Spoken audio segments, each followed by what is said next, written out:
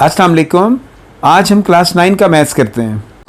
Exercise 2.4 question number 1 part 4। Question पढ़िए, लिखा है use laws of exponents to simplify. अब इसमें एक्सपोनेंट्स को पहले समझना चाहिए। एक्सपोनेंट्स होती हैं पावर्स। पावर्स हमेशा किसी बेस की होती है। अब आप देखिए कि आपको जो यहाँ पर क्वेश्चन दिया गया है उसकी सेटिंग क्या है। 81 एक बेस है, उसकी पावर n है। ये एक डॉट नज़र आ रहा है आपको।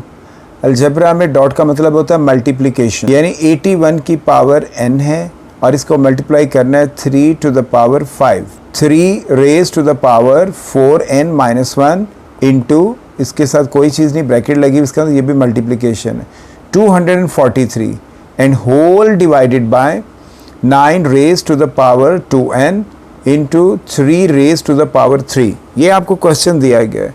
डिमांड ये है कि आपको मार्क्स मिलेंगे अगर आप इसको सिंप्लीफाई करें। सिंप्लीफाई का मतलब है इसमें जितने भी ऑपरेशंस हैं, यानी ये मल्टीप्लिकेशन है, सब्ट्रैक्शन है, मल्टीप्लिकेशन के बाद ये डिवीजन है, उसके बाद फिर मल्टीप्लिकेशन, यानी 3 इसमें इन्वॉल्व हैं फंक्शंस, ऑपरेशंस। इन तीनों को आपने सॉल्व कर देना है। इन द एंड आपके पास आपका आंसर आना चाहिए।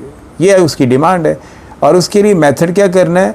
मेथड आपने ये इस्तेमाल करना है कि आपने लॉज ऑफ एक्सपोनेंट्स यूज़ करने। पावर्स के जो लॉज हैं, पावर के लॉ के लिए सबसे पहला लॉ जो है वो है कि जब आपको पावर वाली वैल्यूज़ दी जाएं तो आप पावर सॉल्व कर सकते हैं, बशर्त ये कि दोनों के बेस सेम हो। अब आप देखिए कि ये जो आपको दिया गया है 81, ये बेस है, इसको मल्टीप्लाई करना है 3 के साथ, ये भी एक बेस है, लेकिन दोनों की बेस सेम नहीं है। पहला लॉ ही यही है कि आप मल्टीप्लाई कर सकते हैं, पावर चाहे उनकी जो मर्ज़ी हो, पावर डिफरेंट हो सकती है लेकिन बेस एक जैसे होने चाहिए। इनके बेस एक जैसे नहीं हैं। ये 3 है, ये 81 है। हमें 81 को फैक्टराइज करके चेक करना है कि इसके अंदर 3 की कौन कौन सी पावर मौजूद है। यहाँ देखिए, हमने 81 को फैक्टराइज किया। 81 को हमने 3 से डिवाइड किया, 3 2 6, 2 and 1 21, 3 7 21, 3 9 27, 3 3 9, 1 2 3 4 टाइम्स 3 आ गया। यहाँ पर हम राइट कर सकते हैं कि 3 रेज टू द पावर 4, और ये बाहर पावर उसकी पहले लिखी हुई थी 81 पे n, ये 2 पावर्स होगी, मल्टीप्लाई होकर 4n होगी। और इस डॉट को अब हम मल्टीप्लिकेशन में कन्वर्ट कर देंगे और 3 रेज टू द पावर 5, इसको भी अब ब्रैकेट लगा लें, पावर 5 लिख दें। अब तो ये इस काबिल हो गए कि आप लॉ अप्लाई कर सकते हैं, इसलिए कि दोनों की बेस सेम हो गई। यहाँ पर दोनों की बेस सेम नहीं थी, इसलिए स्टॉप थे। आगे चलते हैं। यहाँ पर 3 मौजूद है, उसकी पावर 4n माइनस 1 है, लेकिन दूसरा नंबर जो साथ मल्टीप्लाई करना है उस नंबर में तो पावर नहीं दी हुई। आइए पहले इसको फैक्टराइज करते हैं, जैसे हमने 81 को किया। 243 को हमने इस 3 के साथ डिवाइड करके पावर्स फाइंड करनी है कि 3 की कितनी पावर्स हैं। 3 8 24, 3 1 3, और ये 81 पहले डिवाइड किया, दोबारा फिर वही रिपीट हो जाएगा। 3 27 81, 3 9 27, 3 3 9, सो 1 2 3 4 5 टाइम्स 3 आ गया हमारे पास 243 को डिवाइड करने से। अब यहाँ पर आप 3 राइट कर देंगे और यहाँ उसकी पावर लिख देंगे। 243 को भी फैक्टराइज कर लिया।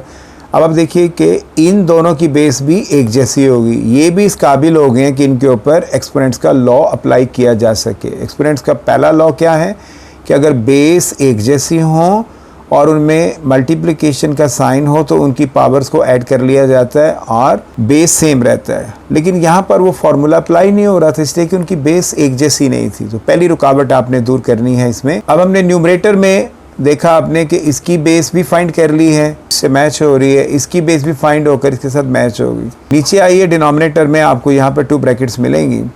9 है, सिंपल है, 9 को आप डिवाइड कर लें 3 से, 3 3 9, तो यहाँ पर 3 रेज टू द पावर 2, चूँकि 9 जो है उसकी जगह पर 3 टू द पावर 2 आ गया, वो यहाँ राइट कर लिया। और 2n इसके पास पहले से एक पावर मौजूद है, वो भी इसके साथ मल्टीप्लाई होने के लिए बाहर है। ये भी लॉ है कि एक बेस हो और उसकी 2 पावर्स हों तो दोनों आपस में मल्टीप्लाई हो जाती हैं। और ये उसने हम पर एहसान किया है, 3 रेज टू द पावर 3 पहले दे दिए, इसको सॉल्व करने की ज़रूरत नहीं। 2 उसने बड़े एहसान किए हैं हम पे, एक ये वाला, एक ये वाला। ये पहले से उसने बेस 3 और इसकी पावर √5 दी हुई है और यहाँ बेसिक। बाकी जो हैं एक ये और एक ये 3, ये भी उसने सॉल्व करके दिया। यानी 1 2 3 3 उसने ठीक दिए हैं। 3 में बेस भी मौजूद है, पावर भी। इसमें बेस तो मौजूद है लेकिन वो बेस इससे, और यहाँ भी बेस मौजूद है, पावर है, लेकिन ये बेस इसके साथ मैच नहीं हो रही, पावर नहीं है। नीचे भी सेम नहीं था। इसलिए सबसे पहला हमारा जो मिशन था कि हमने सब के बेस एक जैसे करने हैं। किस किस का बेस एक जैसा हो सकता है वो हम कामयाबी से यहाँ पर कर चुके हैं। अब इनके दरमियान जो लॉ है वो ये है, अभी पहले भी मैंने बयान किया कि दो बेस एक जैसे हों तो उनको एक दफ़ा लिखा जाता है मल्टीप्लिकेशन में, और उनकी पावर्स को आपस में इकट्ठा कर लिया जाता है, जैसे यहाँ पर मैंने कर दिए। पहले बेस 3 की पावर 4n है यहाँ राइट की, दूसरा बेस 3 वो भी यहीं पे इकट्ठा होके इसके अंदर ही आ गया, 2 दफ़ा नहीं लिखना, और इसकी पावर इसके साथ यहाँ आ गई +5। आगे ये ऑपरेशन का साइन माइनस, दोबारा फिर हमारे पास दो बेस एक जैसे आ गए हैं। आपने 3 को एक दफ़ा लिख लेना और इनकी पावर्स को भी इकट्ठा यहाँ पर लिख देना।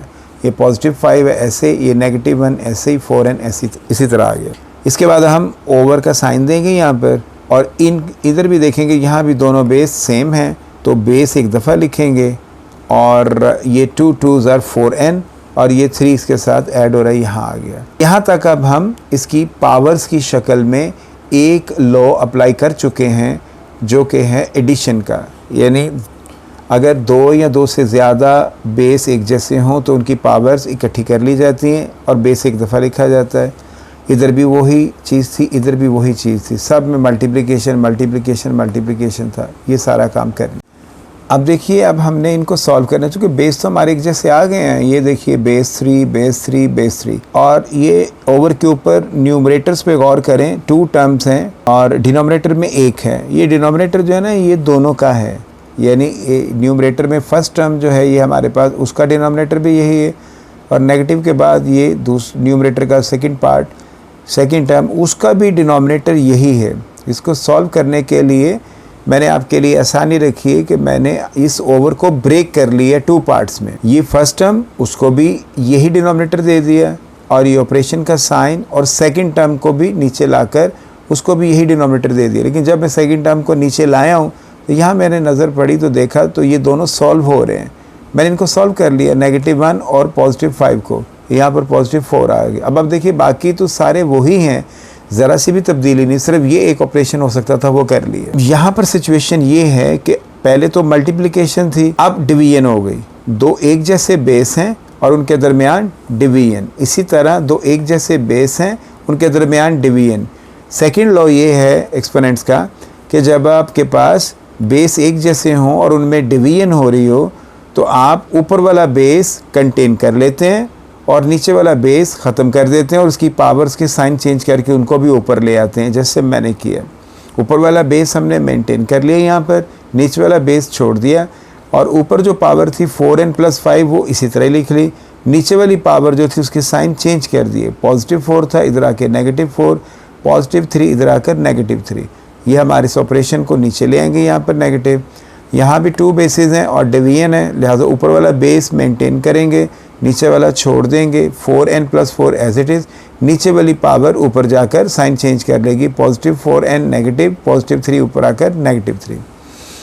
4n positive 4n negative cancelled, हमारे पास बच गया 3, यहाँ पर आ गया बेस, और 5 take away 3 2। 4n + 4n minus दोनों कैंसिल हो गए, ये 3 नीचे आ गया, और 4 टेक अवे 3 1। अब देखिए कितना सिंपल हो गया। 3 की पावर 2 रह गई हमारे पास, -3 की पावर 1, 3 की power 2, 3 3s are 9, -3 1s are 3, so 9 - 3 means 9 take away 3 that is equal to 6, और यही हमारा राइट आंसर है क्वेश्चन नंबर 1 पार्ट 4 का आंसर 6। देखिए, उम्मीद है कि आपको वीडियो बहुत अच्छी लगेगी, बहुत पसंद आएगी, इसलिए कि इसमें भी मैंने बहुत ही आसान तरीके से आपको ये सवाल हल करने का तरीका समझाया है।